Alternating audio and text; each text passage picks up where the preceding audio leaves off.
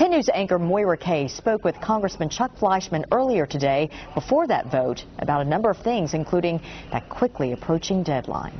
As the super committee deadline looms, lawmakers in Washington have been working toward a solution. Congressman Chuck Fleischmann joins us from Washington now. Congressman, what are you hearing about the possibility that there will be some kind of agreement reached by the deadline? Moira, I have not heard anything concrete. Obviously, I voted against the final bill that created this super committee. I never did like the idea of ceding or conceding authority to a committee of 12. However, we are stuck with the law, and I wish them the very best. There are major ideological differences among the 12 members. It's very, very clear. The Republicans are very conservative. The Democrats are very, very liberal. And this is just not really a good, effective way to do government. So the optimist in me is hopeful that they'll be able to avoid sequestration, but we just don't know. As of today, there is no deal. What do you suggest? You know, we have the super committee right now. That's what we have. If they are unable to reach an agreement, what would you suggest? Well, unfortunately, if they're unable to reach an agreement, these cuts will fall overwhelmingly on defense and on Medicare. This is not good. And again, this is why I oppose the bill, and I think it's a poor way to do government. I think we have to look at the bigger picture. We have got to get our fiscal house in order. We are spending and borrowing far too much money in this country, and this is indicative of the problem. So I think what we need to do is get back to basics. For example, today I am a co-sponsor and will be voting for a balanced budget amendment to the federal Constitution. This is critically important. It's historic.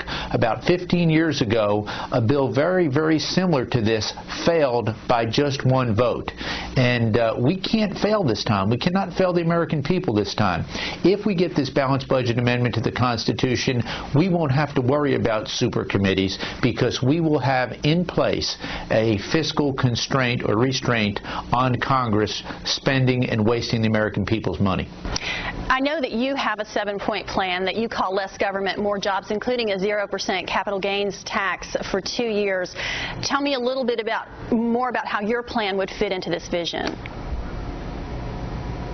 Well, thank you. We've got to get Americans back to work. And I agree. We can no longer have unemployment rates staggering as they are.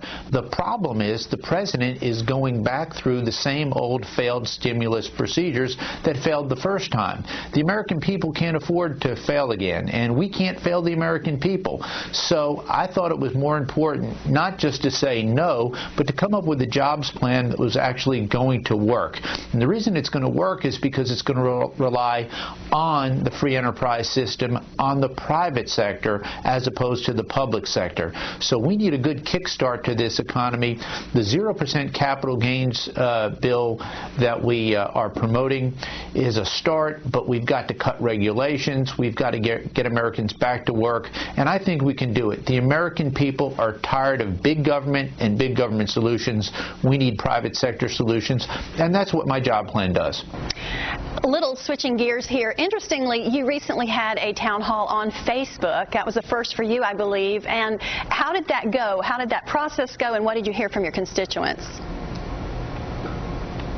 Haven't heard from my constituents yet. They've got a lot of questions in on it. We've done a lot of town halls that have been live. We've done some telephonically, reaching out all over our 11 counties.